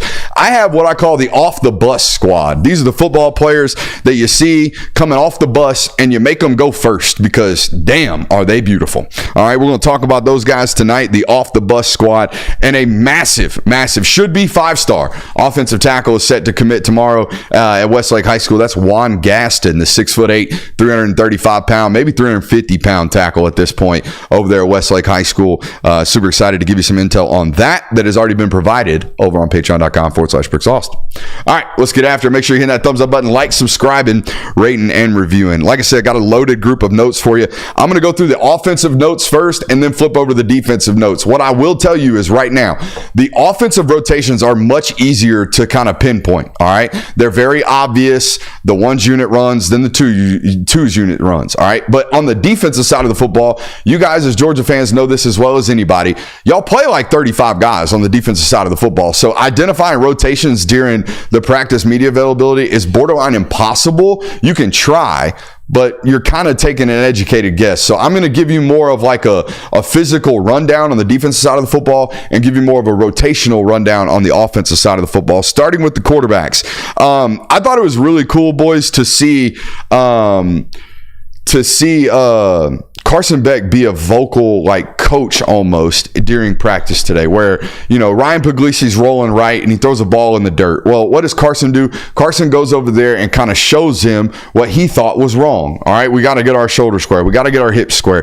He would continue to do the same thing with some of the younger quarterbacks as the day continued. That's something that I never saw last year. I felt like Carson was so inundated and so focused on handling the business of his own, right? Doing what he needed to do to win the job and to play well, that he couldn't really do all the other stuff that the quarterback is kind of asked to do in terms of leading and leading constantly in every room, in every facet. Carson seems to have found that just in the small little details, like I said, of being willing to coach your teammates. I didn't see that. I'm not saying he was selfish last year. I just think, like I said, he was way too hyper-focused on handling his job that he couldn't do anybody else's or couldn't help anybody do theirs. And that's a major step in the maturation process. It's also a major step in the comfortability of the athlete, right? He's obviously comfortable enough in his own right and in his own responsibilities to go out of his way to help others. That's big time stuff. As far as the rotation goes, it was Carson, Gunner, Puglisi, and then Rashada. I will tell you this right now, and you might have already seen it from the photos from practice today. Jaden Rashada is the thinnest quarterback I've ever seen in that room. He is rail thin. I mean, if you told me he was 185 pounds, I wouldn't be surprised. It's that noticeably thin. Your eyes were my eyes today at practice. I was like, he's wearing 10. He's very, very thin. He's also looks to me like he's drinking through a fire hose. And the way I can tell is like we're dropping balls in running back exchange, like out of center. Probably didn't take a lot of under center snaps last year with Dillingham. Just something new for him, as is the whole entire football program. As a whole, it's very, very new to him. And I expected, right? I think going into camp, everybody said. I think someone even on this channel said if they had to play tomorrow, Rashada would be the 3. Yeah. I don't necessarily believe that to be the case based off what we saw today at practice. So that's something to pay attention to as the season moves forward. It's a really good group top to bottom in that offense or in that quarterback room.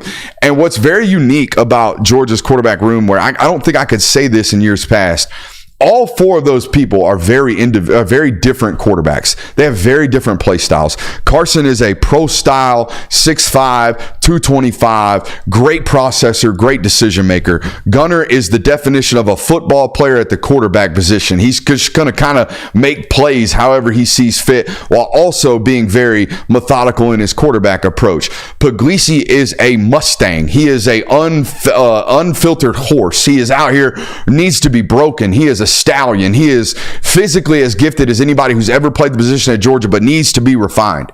Rashada is this really talented arm talent with great quarterback abilities from the pocket and a deep ball accuracy, and plays very much more like Jaden Daniels without the legs. These four humans are very, very different. And if and when they're employed or deployed rather to play, the offenses are going to have to be very different. So that's something that Bobo is going to have to take into account as he's installing, not only for Carson, but making sure there's adaptableness or adaptability to this offense in case something were to happen at that quarterback position. I looked at the running back room, and the very first thing that I noticed, now this is biased because he was the biggest my guy from the 2024 signing class. Nate Frazier looks way more like a college football running back right now today, the first day of practice as a college football player, than I ever imagined he would have been. I mean, you can see freshmen out there. They're noticeable. Ellis Robinson looks like a freshman. KJ Bolden looks like a freshman. The offensive linemen look like freshmen. Nate Frazier does not look like a first-year football player, and he just got there. He just got there in June, and everything that I've heard, even since he got there, was that A, he's way bigger than even they thought he was going to show up at, and B, he's way more ready than even they thought he was going to show up at. So I think Nate Frazier is going to crack this lineup at some point this year. Branson's a full go at the start of camp. That was huge news today for Georgia's running back room and running back depth chart. And I will say this: Rod Robinson at practice the last several years has looked just ungodly big. Like, that's Rod. You don't even have to have a number on him. You're like, that's Rod Robinson. Today, I feel like he's more normal sized. I'm not saying he's lost weight, because he was practicing at like 242 during the spring. But if you told me he was 235, I would buy it. Like, it looks like it's tightened up on him just a tad. Is that a good tighten up, or is that like, I think so. He looks weak? I think so, because tackling 230 is still really, really hard to do. Tackling 245 is borderline impossible, but tackling 230 that can move side to side and laterally is way harder to tackle than 245 that's only going to run over me. I think this is good news for Georgia and his development, that he has found some of this, or has found a way to figure out a way to shrink his body mass some, because all that was left was to lose muscle mass. I know you guys probably remember it. I know our Patreon audience definitely does, but we put out a nug over there this spring that he was 242 pounds, but his body fat percentage was like sub 8. Mm-hmm. There's nothing for that guy to lose. Like, you can say you want him to be lighter, but how? Is he going to lose muscle mass? He did something, because it's noticeable that he has become a little bit more compact than even he was last year. I felt like there was some water weight almost last year, where his muscles look inflated. This year, everything looks a lot tighter, which is good news there. It's the deepest that running back room's been in a fat minute, in my opinion, and healthiest for sure to start the season. I think you almost compare it to what you just said about the quarterback room. Of a lot of those guys have very different skill sets, and you can use them in very different ways. Yeah, we didn't even talk about Chauncey Bowens. Oh, that's right. I forgot about him. Yeah, and it sounds bad. It's easy to forget sometimes that there is another one in there, and there's Dwight Phillips out running around. Now, he's not going to play traditional running back, I don't believe. I think he's going to be a designated pass catcher that has an opportunity to make plays after the ball's in his hands. But these running backs are very, very different, and they're very elite. I feel like I know the answer to this, but I'll ask for the audience's sake. What was the rotation? Did Dylan Bell take any snaps at running back there? No.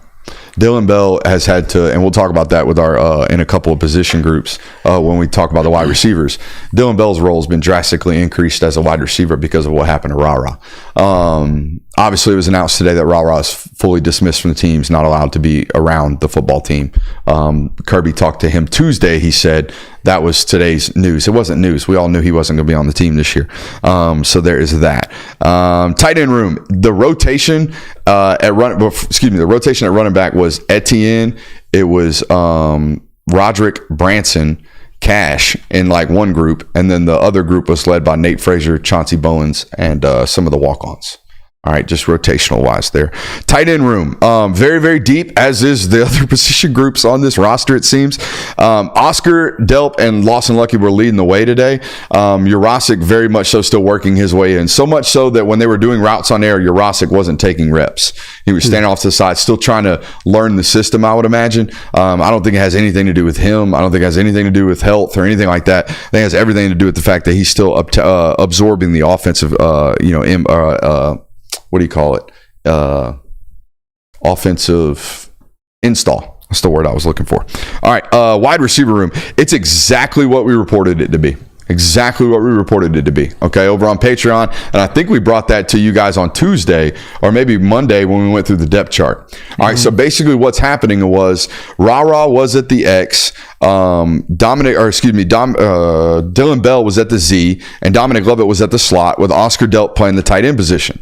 Well, since Ra has been dismissed from the football team, Dylan Bell has assumed the role as the starting X with the ones. Colby Young is backing him up at X. That has slid Arian Smith into a starting role at the Z receiver position, and Dominic Lovett playing in the slot with Oscar Delp taking the ones reps at the tight end. So it's exactly what we thought it would be here on this network. I don't know what everyone else was talking about, but it was an easy transition in my mind of I've seen y'all plug Dylan in at X. I would assume that's what you do again. Who's your second Z in that rotation then? Say what? Who's your second Z in that rotation? Oh, Anthony Evans, by far. Ooh. Okay, really? Yeah. So is he the second slot and second Z? Well, excuse me. I jumped to conclusions there. I have it written down. Give me 1 second. This was the exact rotation today. Give me 1 second. These are the practice notes today. All right, here we go. Dylan Bell assumed the role of X with Colby Young backing him up. Arian Smith, Dominic Lovett, and Oscar Delp joined Bell in the first unit. Anthony Evans was in the slot with London Humphreys at the Z with the second unit. Okay. That's what I was thinking. It was either probably going to be London or... Correct. So London's roles kind of increased as well. He looked like he was going to come into the season as a 3. He's been bumped to a 2 because of this. Where does Michael Jackson fall in that mix? Michael Jackson had a great last 2 months is what I was told. The initial reports coming out of spring weren't like great. He didn't set it on fire immediately, but it sounds like he's gained some steam here. I think that's a football player they're going to have to find a role for. Maybe he doesn't play X. Maybe he doesn't play Z. Maybe he doesn't play slot. Maybe he plays a little bit of all of it. Okay. I think is what might end up happening there. Anything stand out about the freshman? I will tell you this, and we're going to talk about him in our first off the bus team. Nitro Tuggle got huge. Huge. I don't know what I think he's listed at 195. He's listed at 190. That sun gun's 205, and you can't tell me no different. And he ran by me today, and I had to check the roster. I was like, who the hell is that? Because, I mean, it looks like he's gained an inch, and it looks like he's put on like 15, 20 pounds. He's a big kid. So, yeah, that's kind of what the young guys look like. Zakovi looked like Zakovi, you know. I think Zakovi's going to be really, really good. Maybe not a super impactful player this year, but moving forward, I think he's going to be a really tough cover. And that's invaluable. For sure. So there's that. Nitro on the gear. I don't think Nitro's on the gear. Offensive line, I think 7 guys will play based off what I saw. Ernest Green, the first unit hasn't changed. Ernest Green, Dylan Fairchild, Jared Wilson, Tate Ratledge, Xavier Truss. That's left to right. Micah Morris will be the swing player on the interior. Monroe Freeling is going to play this year. And you know how I know? When I see you as the personal protector, I know you're the 6th or 7th offensive lineman. I know this. Warren Erickson held that role for years. Ben Cleveland held that role for years. When you play that personal protector role, which is the big offensive lineman right in front of the punter, like 5-7 yards in front of the punter that sits there as a line and just gets people run into their face. When you're playing that as an offensive lineman, I know you're traveling and you're playing. You're going to be in the rotation. I can tell you right now, Monroe Freeling will play this year. I know there was a lot of questions when Xavier Truss decided to return to Georgia this year about, oh my God, will this cost us a year or will this cost us playing time with Monroe Freeling? To an extent, he's going to get playing time this fall. And by the way, he's really good. He's really, really good. I'm excited to see him play. It's about as good news as you can get out of the offensive line room. For as established as it is, the best news you could have heard was, Monroe Freeling is going to play this year. And going to be good. Yeah. Going to be really, really good. He was good against Vandy. First time coming in, I thought he played really, really well. So super excited to see what that has in store moving on throughout the season. Jaw Jackson, huge. Very big, as big as we thought he was going to be, and actually kind of looks like a football player in pads. I worried about that. Worried about whether or not he was going to look like a power forward playing offensive line. He looks the part. I mean, he is big. We'll talk about him in just a second. All right, defense. Like I told you at the top of these notes, I have a bit more rotational information on the offensive side of the football. Defense, it's tough finding the 30-plus guys that I think are going to play just based off indies when they're out there running around. What I will tell you, this is the biggest defensive line I've ever seen Georgia have. I'm not saying it's the best. It's clearly not. We all know that. 2021 will never be matched. I don't think it'll ever be topped, okay? But in terms of just sheer size, they do not get bigger. They do not get bigger than what Georgia has right now in that room. And it's just something I've heard Kirby talk about, not ad nauseum, but I've heard him talk about a lot about how, they've got 5 or 6, maybe 7 300-pound defensive linemen, and there are rosters in the SEC that don't have one. Like, you have a surplus of really big humans in that defensive line room, and it obviously took a hit this fall with Warren Brinson dealing with a little Achilles nagging injury and Jordan Hall, like we talked about Tuesday night. But it's a good unit. Like, I think Christian Miller looks much better. It looks like he's tightened his body up just a tad bit from having seen him over the last 5 years. That's the best I've seen his body look ever. And he's worked hard this offseason to make that happen. I will tell you this. I've been looking at Ja Jarrett every time I go to practice just because it's impossible to miss him. He looked like he lost a good bit of weight during the spring. It looked like he put some of that weight back on. I don't know if that's by design. I'm surely he wanted to be in tremendous shape during spring, and he wanted to show that he could, have a motor and all that good stuff. And maybe they told him, hey, you practice at 340. We need you to play at 350 because you're going to be a true zero. You know what I mean? Maybe. I don't know if that's the case, but it was noticeable to me that Ja Jarrett's like 360 right now. He's a very large human being. So there's that. Onto the edge room. Damon Wilson grew up in a major way. Like, Damon Wilson came to Georgia 225 pounds. He's listed at 250. He's all of it. He is a massive human being, just like the rest of these guys. Like, he looks like a lighter-skinned version of Michael Williams. That's what it looks like right now. Oh, wow. He's so big. I took photos of him today. I'm going to have a chance to edit them tonight and get those up before tomorrow. But as you can see, we had a lot to go on, or a lot to do coming back from practice today and then getting ready for tonight's show. But yeah, Damon Wilson looks really, really good. Grew up in a major way. Michael looks comfortable doing both. And it looks like he's settled in a little bit there. Whereas, like, when we saw practice this spring, I remember multiple times during the Indy period where Michael got yelled at because he was with the wrong group, because it was just that new to him. Mm-hmm. Because, again, we talked about it Tuesday. It's been overblown, the idea that he's only going to play Jack. That's what people have been they've been talking to you about this, as if he's only going to play Jack. He's going to play both. All right, he's going to play both really, really well. So super excited to see that. The linebackers. Maybe other people give you practice notes on the linebackers when they're out there. I can't give it to you because Schumann has them over in the corner hiding out, like, every time.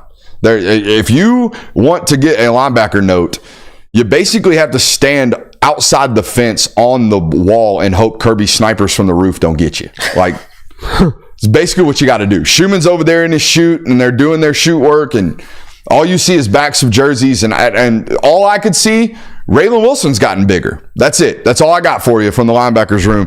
And I think anything else probably will stretch. All right, we'll stretch of that. Defensive backs. Dalen Everett is the leader. All right, he takes every rep first during Indies. Spoke to the media today. He is 100% the leader. And then after that, in terms of rotation during drills, which, again, don't take too much of this, but it does kind of matter. Dalen Everett goes first. Julian Humphrey goes after that. Daniel Harris, then Ellis Robinson. It is bang, bang, bong, bang.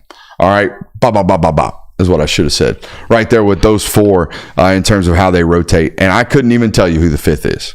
I really couldn't. So there is that. Any thoughts, questions, comments, concerns? I went through those way too fast, boys.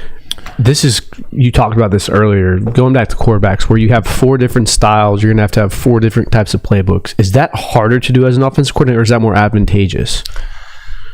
So it's really only more difficult for Gunner because I think of the 4, he's the only one that's going to add the legs into the game. I don't want Puglisi running. I want Puglisi extending with his legs and making plays with his arms, but I don't want him running the football. Gunner's the only one that you really want to manufacture 5 to 8 touches a game with his legs. No different than what you did with Stetson. I'm not talking about turning him into Jalen Milroe where he's getting 20 totes in a meaningful football game. I'm talking about 8 to 10 reps a game where we can put read options back into the playbook. That's the only additional, schematics that you have to add to the playbook. What you do have to be very keen about and very aware of, which those mean the same thing. What you have to be very aware of when you have 3 quarterbacks that all have different skill sets, 4 if you include Gunner, but we just talked about him. Those other 3 guys, they have specific traits that make them good. Mm-hmm. You have to highlight those traits. Right. Like with Puglisi, I would design a whole bunch of 1 balls. I don't trust the young kid to start throwing with touch right now. So if he gets thrown out there, buddy, every ball I give him, he is allowed to stand on it and rip it as hard as he fucking wants to, because that's the design of the play. Right. Whereas with Rashada, I would probably design a bunch of more of a layered concept of a football game where, we're gonna throw some runners, we're gonna throw some deep overs, we're gonna throw some anticipatory routes because we feel good about your arm talent, we feel good about your ability to throw accurately, in that intermediate lane. And then with Carson, the whole mindset is allow this processor to be a great processor. So yes, it does make it more difficult, but the real additional schematics is with the runner. Gotcha. We're not putting in a new playbook because a different pocket-based quarterback is behind the center. Makes sense. You talked about the defensive backs. Safety, did anything change up? I know, especially with David Daniel no longer being on the team, or anything on Jonell. It's funny. I'm going to talk about this in my presser takeaways, and I'll just spoil it right now. I do think this is the most holeless roster Georgia's had going into a season that I've covered. I feel like even during the national championship year in 2021, there was questions about Stetson, and there was questions about receiver play, and there was questions about nickel play, and there were questions going into that season of things that we just didn't know about. And when I talk to people about what they saw today and about what they've seen all summer, the only question they have on the roster right now, to a man, is KJ Bolden going to be ready week 1 to be safety number 3? That's it. That's pretty promising. They feel, based off what they've seen during the summer, and I know I got asked about this on Discord, they feel like based on what they saw at the end of the spring and throughout the summer during 7-on-7s and stuff like that, they feel like Jonell Aguero is the answer at star. They feel like they're going to be fine there. The question is KJ Bolden going to be ready? And if your question is our 5-star going to be ready to be the backup, buddy, you've got a pretty flawless freaking roster. Yeah, for sure. Going back to your press conference, how's the Kirby limp doing? Oh, buddy, it was noticeable today. Really? It was noticeable today, and we had pre-practice Kirby, too. So we didn't even get him after he was walking for 4 hours. There's a noticeable limp. I might get him on a Tuesday presser, but only when he's, guaranteed to be in the office for 9 hours afterwards, where I know he's not rushing out to get to Andrew's game or whatever. If he's set to be there for a minute and doesn't mind answering a stupid-ass question like, why you limping, coach? I might get it to him. It's got to be a pre-existing injury. I would imagine it's a foot thing or an ankle thing from a football injury from years past. Well, the funny thing is, he's taken off a couple times, and he's very, very active on the sidelines. He's jumping up and down, running, sprinting. Oh, during the game, juice, baby. Oh, yeah. You got all the juice. No foos. No foos during Saturdays. That's all juice. And when you got the juice, man, you can't feel dick. Any more questions about the roster? Should we go to presser takeaways or off the bus squad? I like the off the bus squad. All right. Here's the off the bus squad for 2025. Just don't answer. Why do you ask? 2024. My bad. Now, guys that would have made the off the bus squad last year. Julian Humphrey. First time he walked by me last year, I said, holy shit. Y'all remember me coming on and saying that. Trying to think.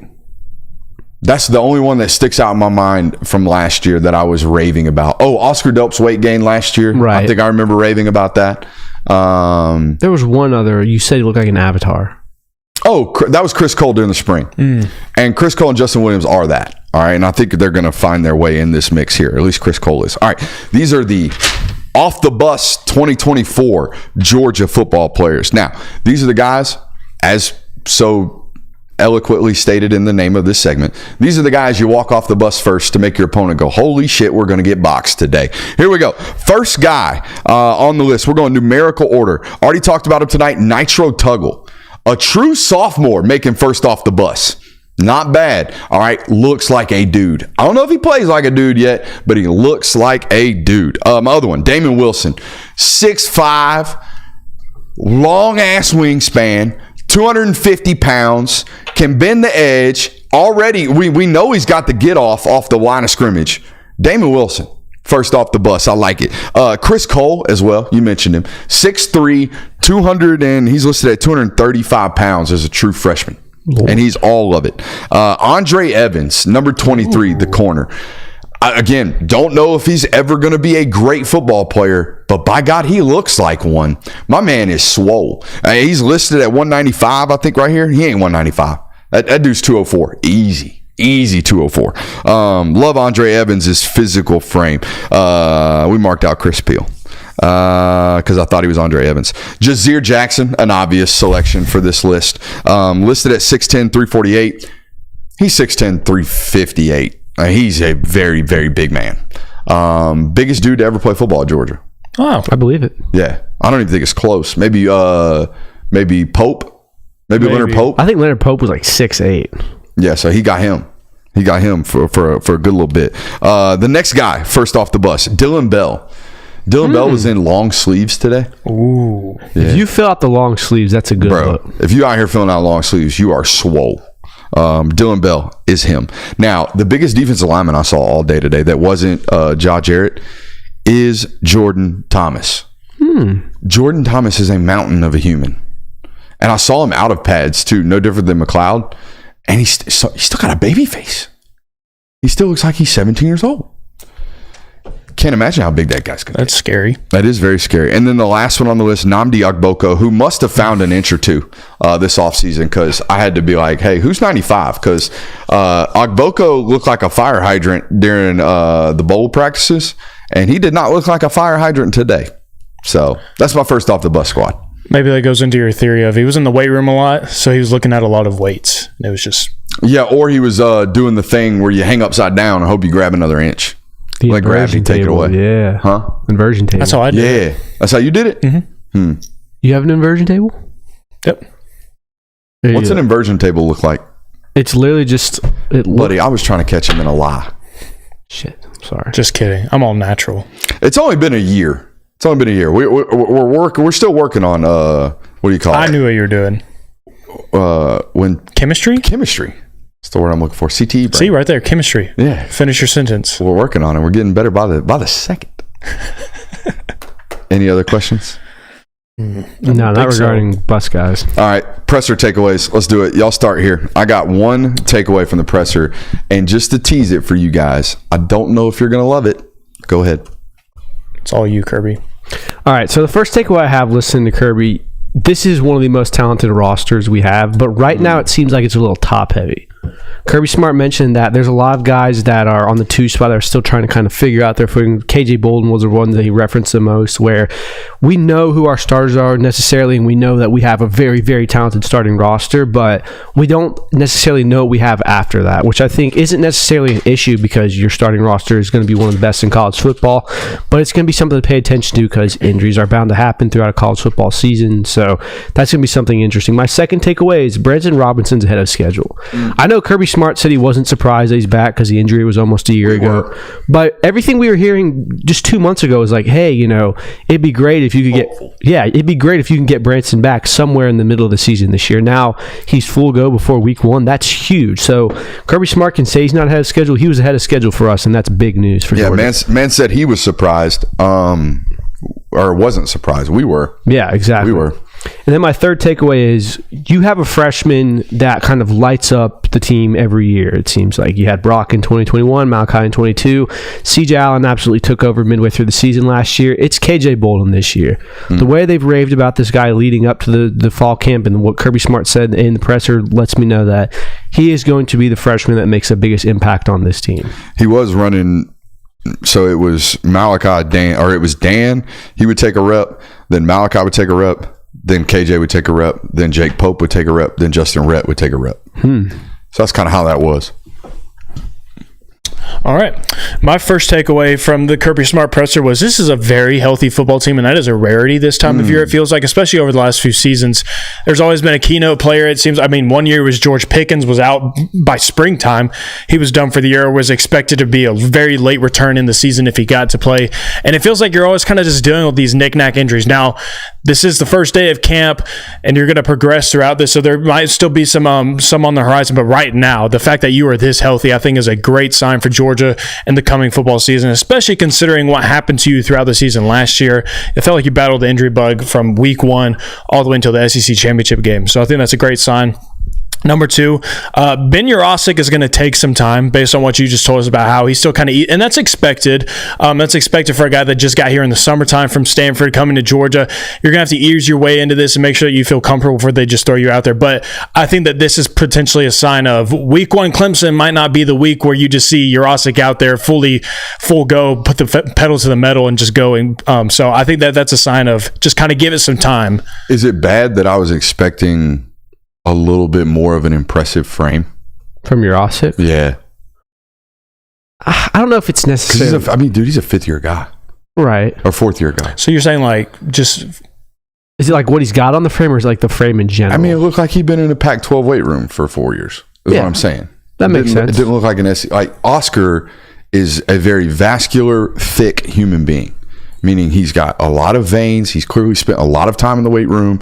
He's got a lot of muscle definition, whereas Yurosek looks like a Big Ten tight end. And I'm not saying you have to be swole as shit. I mean, look at Blake Ferguson. Blake Ferguson is one of the best tight ends in the league. He's not jacked. He's not shredded. Right. But I was expecting a little bit more from what I saw on tape, especially in 2022, where this is a supremely gifted and fluid athlete. I think, too, that might not necessarily be a bad thing because I feel like you have a lot of those at your tight end room right now. And based on how Stanford used him and what it kind of sounds like Georgia is hoping to get out of him, may not be a bad idea, may not be a bad thing that he has this different frame from Oscar. Just kind of, again, provides this different skill set potentially and how they want to use him again. It sounds like that they want him to do different things than what they expect Oscar to do this year. Yeah, it's I didn't mean to step on it. It's also, he got here later in the summer. Yeah. So he didn't get the same workouts. He's not been on the same program. And battled injury last season. So I think you give it to, like, obviously the season's here now, so it's a little too late to say, hey, just wait till they start hitting weights. But I think it'll get a little better as the season goes on. And who's to say they didn't throw him in immediately into practice as soon as media left? Sure, I thought that too. You never know. I mean, I've had people tell me that guy Kirby just loves to mess with us, and I wouldn't put it past him. I've even said on this channel, I wouldn't put him past him to put fake casts on people. Honestly, I wouldn't blame him either. I wouldn't. This is one of the most competitive beats in the country. All right. And their coach loves to F with us. And that's awesome. I enjoy that. That makes it nice and even more competitive than normal. Do you want my takeaway? I have one more. Oh, yes, please. I have my third one. A lot of players in a preparation stage. Kirby used prepare for a lot of players on this roster. One of them being KJ Bolden. They were asked about, is he going to be this impact player week 1? Kirby kind of talked about, like, we have to prepare him for these moments. And he talks about how we try to create those types of moments where there's chaos and adversity in the offseason. He said, but you can't get those authentic chaos adversity moments in the offseason. This is the time of the year where we really get to put these players in those moments and see what they're made of. So preparing KJ Bolden for those in-game moments, that's something he talked about for fall camp. The transfer wide receivers, someone asked about the playbook, kind of learning. He said that wasn't a big deal to them really because they come from very similar offenses from where they were previously, but just kind of preparing them for this season and preparing them for what Georgia practice is, what fall camp is. He said that they had a meeting yesterday of talking about why they do fall camp, why there is a training camp. So just kind of preparing them for what a season at the University of Georgia looks like. And then the third one, just preparing Branson Robinson from getting back into the mix, getting to game speed, and preparing him to have a very big season because it sounds like that's what they're hoping and expecting him to have this year. Shout out to the super sub there from Southern Dog. Three of them. Just because I'm enjoying watching my guys. I've missed a couple of other ones tonight. We appreciate you guys. I saw Kim from Cumming give out 10 gifted subscriptions to the channel. That's awesome stuff right there. Appreciate you guys for continuing to support the show as it continues to grow. All right, I have a presser takeaway right here. I have a question before that. Come on with it. So, talking about preparation for KJ Bolden, what percentage can you say you can replicate when you first step onto a field as a freshman and you have to play in a game? Like, what percentage can you think that program can replicate right now in practice? 85. Really? Yeah, in terms of the speed of the game. Right, the speed of the game, absolutely. But that's the biggest. To me, that's the biggest, hurdle for young players. To be honest with you, and granted, I didn't play in 100,000 seat stadiums, but I don't think noise bothers defensive players. No, I don't think it does. And the idea that he's playing in big stakes, he's a big stakes football player. Right. That's what 5-stars are. I don't know very many 5-stars that are worried about playing in big games. Most of them are kind of dudes, Right.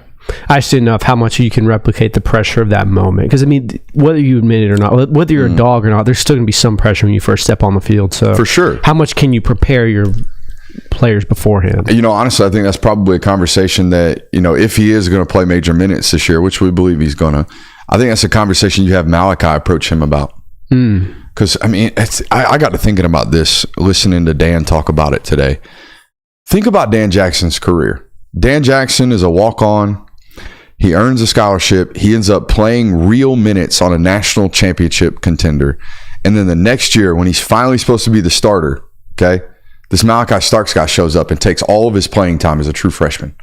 And then 2 years later, he works his way back into a starting lineup. Javon Bullard gets moved back there. He moves his way back into a starting lineup. And here's this guy, KJ Bolden, who is identical. It's the same exact story for Dan as it was with Malachi. This KJ guy's going to take his spot, and eventually, it seems inevitable. It's the way it feels. And listening to Dan today, he doesn't care. It's not that he doesn't care. It's that he cares more about the G than he does about his own personal glory. He's not bothered by it. No. In fact, he's almost encouraged that he gets the opportunity to kind of lead this young man in this same venture that he did another guy 18 months ago, 24 months ago. Yeah, I think that just really plays into the role of, I don't even think Dan Jackson could have even imagined being in this situation when he was coming out of high school. You went from playing North Hall High School football, 4A high school football in the state of Georgia. Bro thought he was just going to get to party with the Georgia Bulldogs for 4 years and work hard. Yeah, I get to tell my kids and my grandkids one day that I rep the G and that I got to play on the football team, but I played on this football team and I was a meaningful contributor on this football team. I earned a Scully on this football team. I got people that think I'm going to be a 5th round draft pick next year. Earned it, stamped it, and here comes this KJ Bolden guy that's probably going to take my playing time again, and he seems, like I said, rather unfazed by all of it. So the chat's already hit it. Tremendous character on that young man. Absolutely. All right, I have my one takeaway. You ready? Let's hear it. I feel, now this may be completely false, but I feel as if leaders on this football team are being forced into leadership roles because they don't have other people to do them. And I came to this conclusion today listening to the 4 people they gave to us in media availabilities. Dan Jackson walks in there, and Dan Jackson talks about how Javon Bullard's been here the last couple of years. Tyke Smith's been here the last couple of years, and I haven't had to be a leader. Now I'm the oldest guy in the room, so I have to take up this role as a leader. That's great. I'm sure he'll take it up fine. And then I hear the next guy come in, Tate Ratledge. And Tate Ratledge talks about how, I've always been vocal, but Cedric did all the meaningful talking for the last 4 years. And now I'm the guy because I'm the oldest one here. So I'm going to absorb this new role, and I hope I do it well. And then Dalen Everett walks in. And, Kamari was here last year, and Kamari's an alpha. And Kamari did everything, and Kamari did all the leadership, and Kamari did all the talking. And now I'm the old guy in the room. I'm the oldest one here. I've been here the longest. I guess I have to be the leader now. And then who else did we get today? Tate. Did you say him? Got Tate. Arian. I hear Arian Smith come in there. Arian Smith says the same thing. Arian Smith, very introverted by nature, as is Dalen Everett. Very introverted by nature. And these are people who don't go out of their way to be loud and to correct people. And now they're in roles where, because they are the elder statesmen, they are being asked to do so. And I'm not saying it's a concern. I'm not saying it's a problem. I'm saying this is obviously the case of what's going to happen at programs that have people drafted as much as Georgia.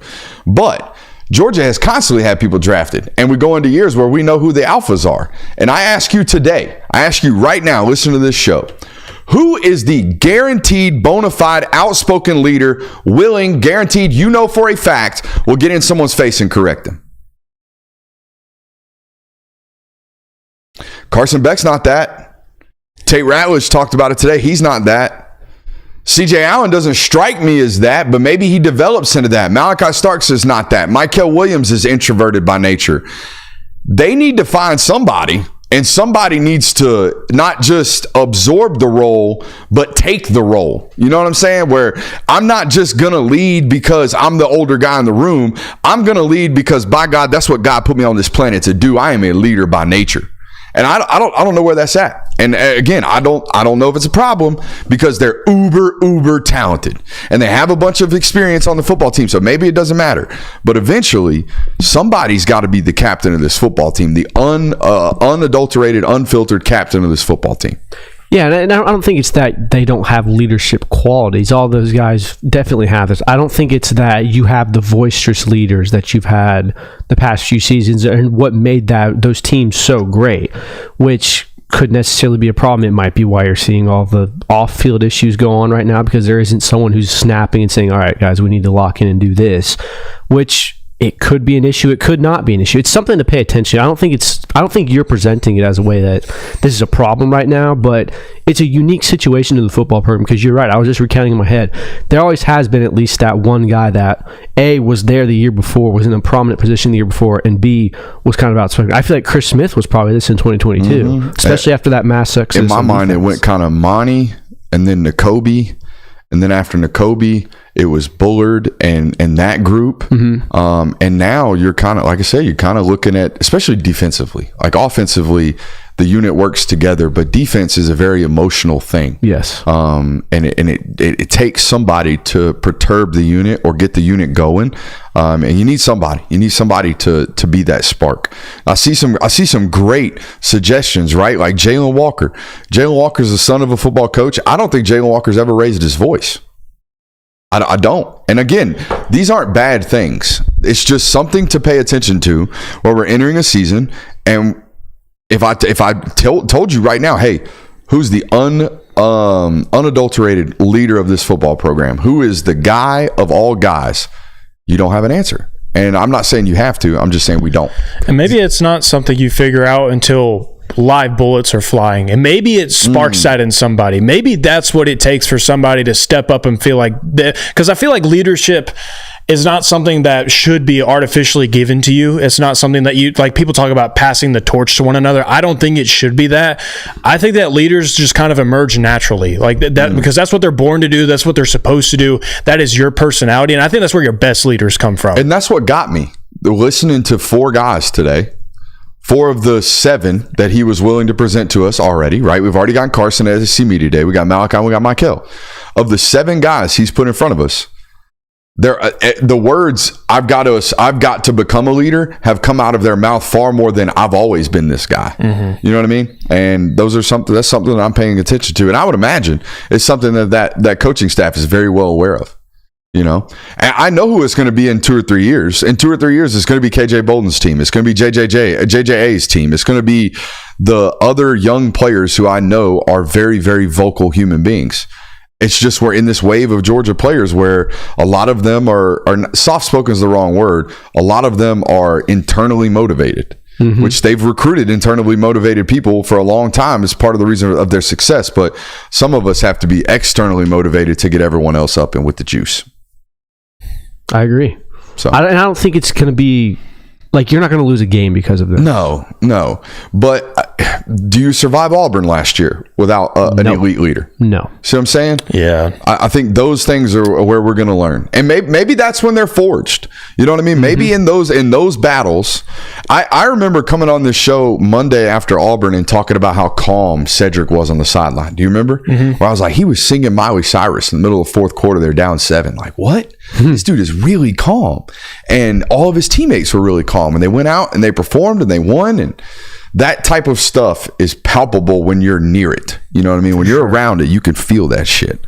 So yeah, something to pay attention to. All right, I want to read this injury report right quick. It's not very long, as Jay Will mentioned during his takeaways of the press conferences, but there were some news and notes to hit on today. Branson Robinson, like I told you, will start without limitation, but there's going to be monitoring on him, so said Kirby Smart. Sounds like you're going to keep him on a snap count. That makes a lot of sense.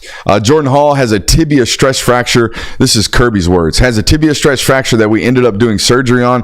He will be back hopefully for the first game. When I hear hopefully he's back for the first game, I expect him to be a full participant after the cupcakes. Agreed? Yeah. That's what I expect. I expect him to get his butt practicing week 1 and then be back in the lineup maybe during some of them cupcake games to get some full speed contact. Chris Peel, defensive back, out of labrum surgery this offseason. He will be out for fall camp. Smile Mondon is able to do some stuff, not everything. He's almost back. Is that the longest lingering foot injury in Georgia history? Well, I think now, I know he played through a lot of it, Yeah, and he just had surgery in February. I know. Honestly, I think it's lingering just because it went so long without being dealt with. Yeah. So, but it does seem like for the last 18 months, Smile Mondon has been dealing with a foot injury. Yeah, I mean, I think it happened. I think he told us that it happened like week 2 of last year. Mm-hmm. He played all the way through with it and then had surgery in either January or February on that foot. Warren Brinson, like I told you earlier, Achilles tendon. He will be in and out, said Kirby. They injected it and he will be back shortly.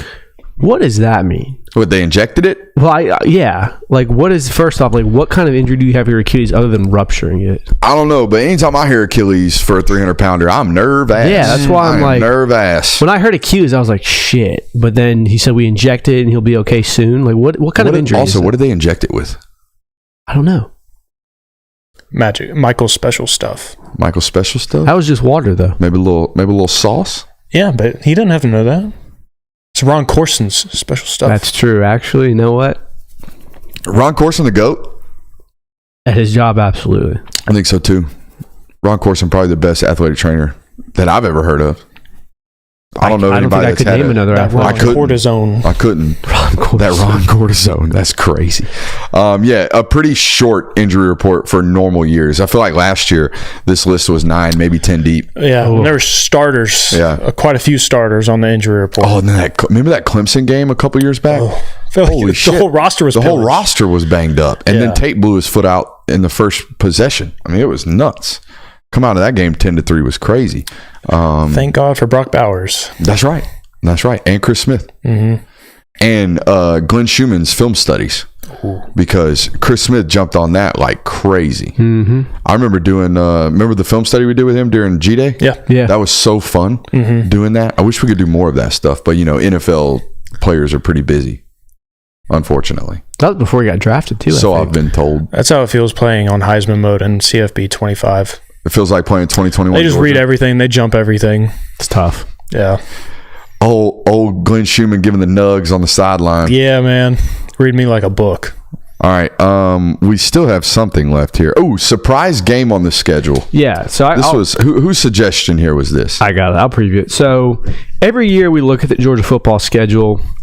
We list out, okay, these are going to be the hard games. These are going to be the big marquee games you circle. Obviously, it's Alabama this year. Obviously, it's Texas. Obviously, it's Ole Miss. Last year was similar, same thing.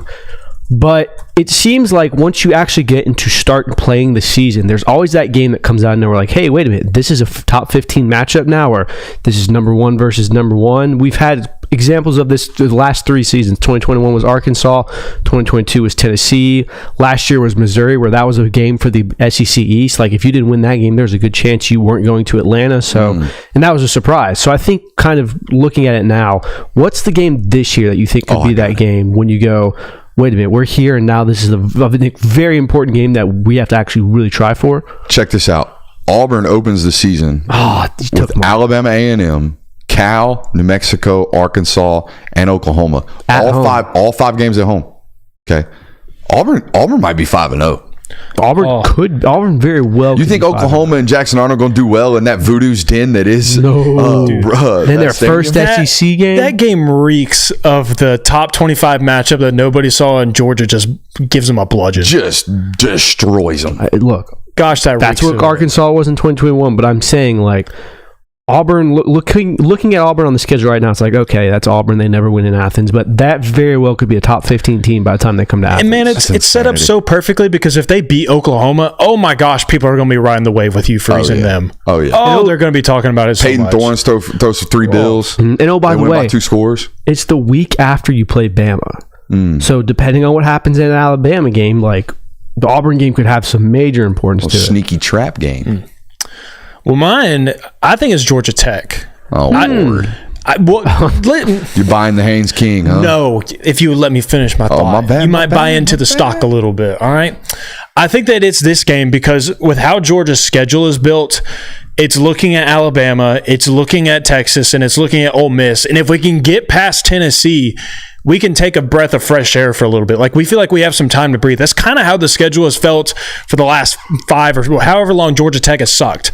It's been, if we can get to the end of the season, we have a breathing moment. We have a weekend where we can just kick back, relax. There's no stress in this football game. We just get to kind of vibe out for a little bit before the SEC championship game.